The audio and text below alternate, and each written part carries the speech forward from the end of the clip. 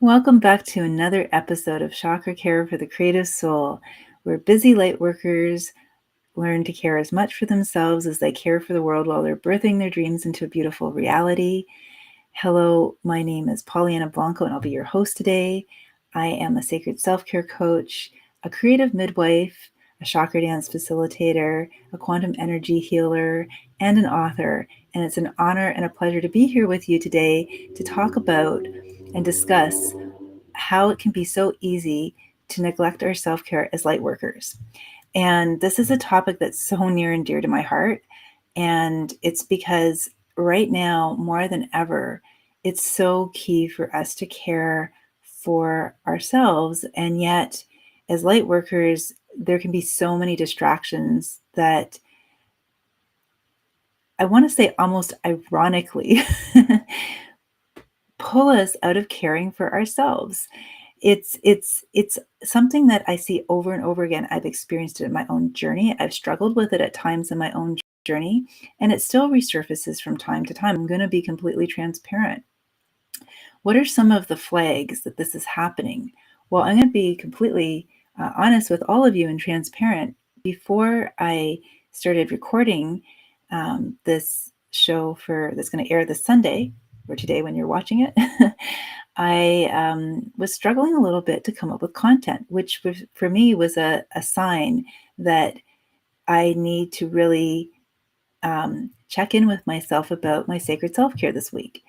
It's been cards on the table, a very busy work where I teach as well. I've also been a full-time educator for 27 years and counting now.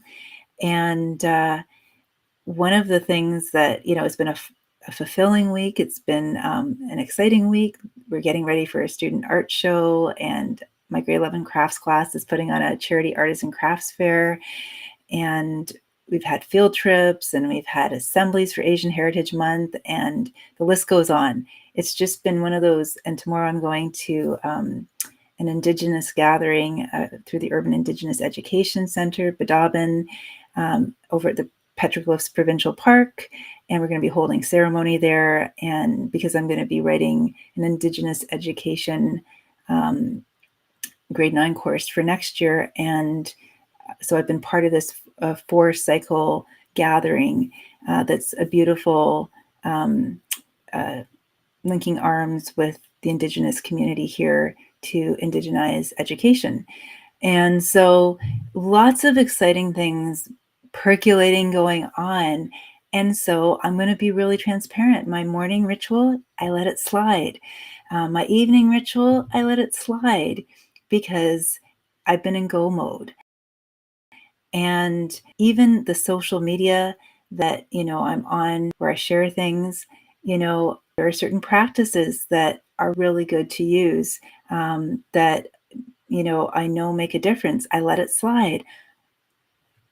I've been giving and giving because it feels good, because it's how I want to live my life. It's because that's just what I'm built to do. And I've had a really joyous week this week at work. And at the same time, right before, I started recording this, I stopped and re-recorded several times. My inner critic was loud, and it was because I was trying to make something happen. So that's why today's show may be a little shorter, and it's going to be like everything, let it all hang out, keep it really real, because I just want to share that, I've been on an inner awakening journey now for 27 plus years. And this is something that is just so common, and yet I think we don't want to talk about it because it's something we don't really want to admit to because of the fear that, and there's still a fear there of judgment. And this is the judgment that comes from ourselves ultimately, because anything that we perceive as coming from outside of us is really just mirroring back to us what still needs to be healed inside of us, right? And I made certain conscious choices this week that I knew that, this stuff was going to take a little more time and energy, and I was going to, just have to kind of dial back some of my sacred self-care practices. And so I told myself I was making a conscious choice. And so that's good, right? At the same time, I also am noticing that this is where this is where the slippery slope begins, right? For a lot of us. Because when we care about the world and we have so much to give to the world, you know, we send a little bit of energy over here and a little bit of energy over there and a little bit of energy over there and up here and down there. And before you know it, it's like those practices, whatever they might be for you, walking in nature, meditating, singing a mantra, dancing, doing sort of inspired dance, whatever it is that feels, nourishing, that is part of your consistent self-care. Because I definitely have one that I do every morning and every evening. And I've been doing it for years and years now. I've got it completely memorized, and it emerges and evolves and changes. And I like that consistency because I notice when I do it, everything flows. This week, I was sort of bargaining with myself. And I think a lot of us do this as light workers. We bargain with ourselves because we notice that, there are a lot of choices that we need to make. And at the end of the day, where I come back to right now is that I'm grateful. I'm so grateful that the week has unfolded as it has, even with dialing back my sacred self-care practices. And at the same time, I know I need to commit to them from a place of not feeling guilty, not feeling ashamed, not pressuring myself or being hard on myself or judging myself, from a place of noticing what I've been noticing over the week, that while there's been a lot of flow, a lot of things have been going well, and I knew I was going to be making my choices a little differently this week, that now the inspiration for this show was a little clunky before it came through loud and clear, and I felt comfortable just being real and sharing and letting that inspired speech come through me to all of you. Is that was one of the flags, that the making it happen. And I think this happens for us, the starting to hesitate about if I have time or energy to go for a walk, forgetting to drink enough water, forgetting to do, I love this technique from Shri and Kira, the erase technique. Check out their work. They talk about this, getting off of a call, a Zoom call, getting off of social media, getting off of your phone, getting off of your laptop. I'm on a laptop at times at work, doing this practice to reset your energy, cleansing and clearing your energy, calling it back at the end of the night. I was doing my sacred self-care in the shower in the morning, so it wasn't completely gone.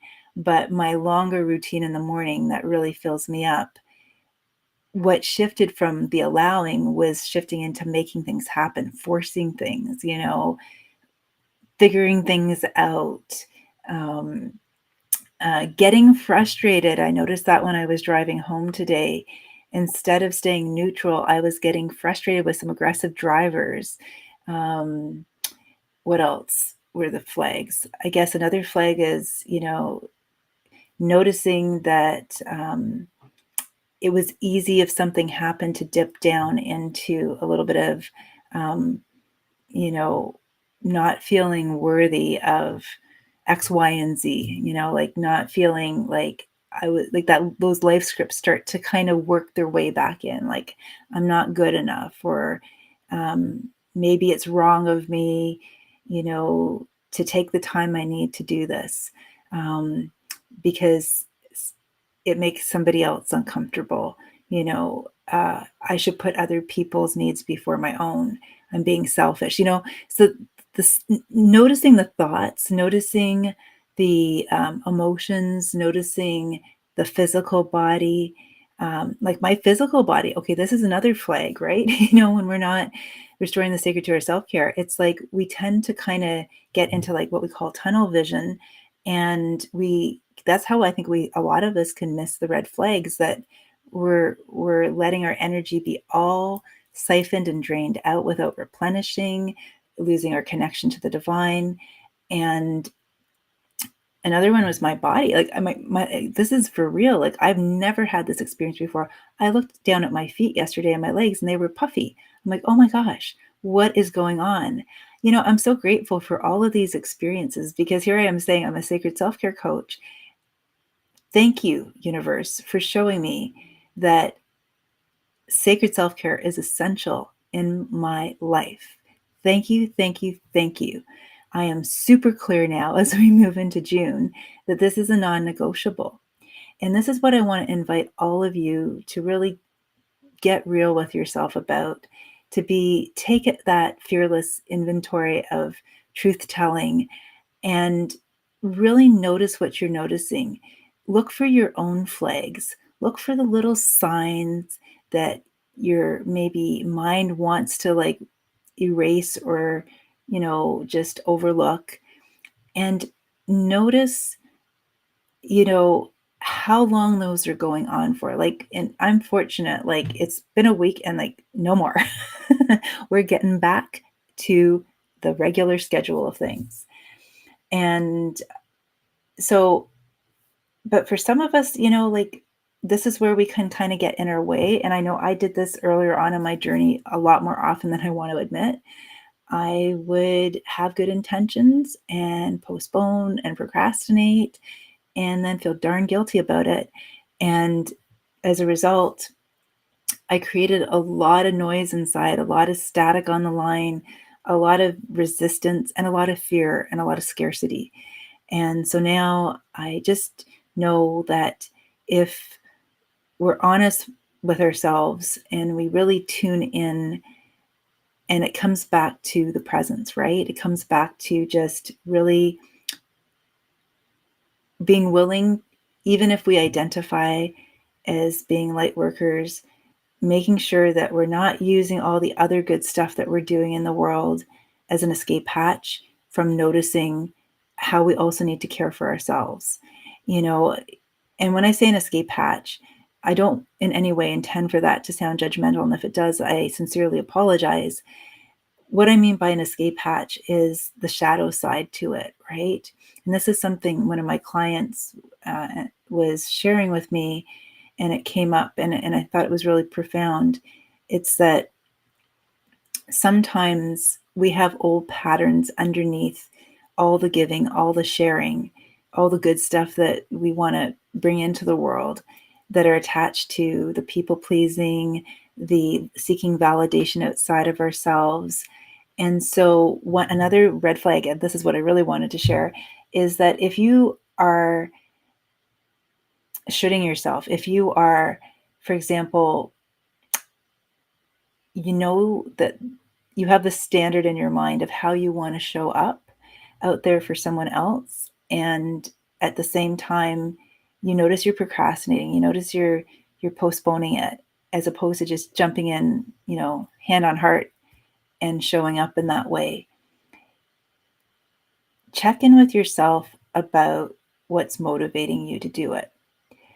Because if there's a spin cycle between like shutting yourself, procrastinating and resisting, and then feeling guilt and shame for not having done it, and then kind of knocking yourself down a few pegs, and then that's when the life scripts come in. That's when the worthiness, I'm not good enough, and there's something wrong with me, or comparisonitis to other people who are so much better and kinder, and the self-judgment.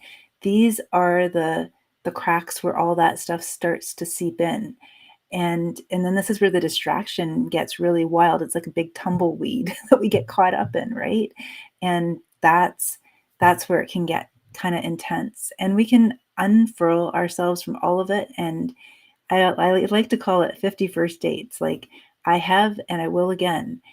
The key is each time we do it, we have more awareness. Each time we do it, we have more compassion for ourselves. Each time we do it and we invite self-forgiveness in, we restore that sense of trust and that sense of wholeness, that sense that there's actually nothing wrong with us.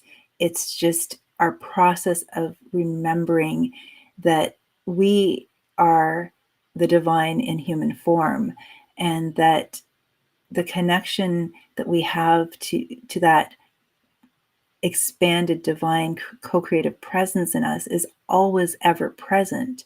We just need to show up for it. See, if we're so busy showing up for everything that appears to be outside of us, we're seeking that out there. And that's well intended, but we also need to show up in here for this inner environment that we have and really nourish it with that presence. And then it'll just ripple out. It'll ripple out, it'll flow out naturally. And it's ever replenishing, ever flowing, right? Because it's that torus field, it's that tube torus field of light that's just an energy that's like a fountain, right? It's replenishing itself. It's like it's expanding out into our field, and we're, and then it's flowing in from the divine and out, and then coming back in and then out, and it's keeping us in that infinite abundance, that infinite presence, that infinite self-care, that infinite sacredness. When it's all just being sent out, and we're not allowing ourselves to receive anything in here. So that's what I felt inspired to share with all of you today. I hope you found some nugget in it for yourself. And if you did, I invite you to share it with someone else you care about, and just keep shining your light, beautiful. I'm getting tongue-tied. I get that way when I get excited sometimes. Oh, let's say that again. Rewind.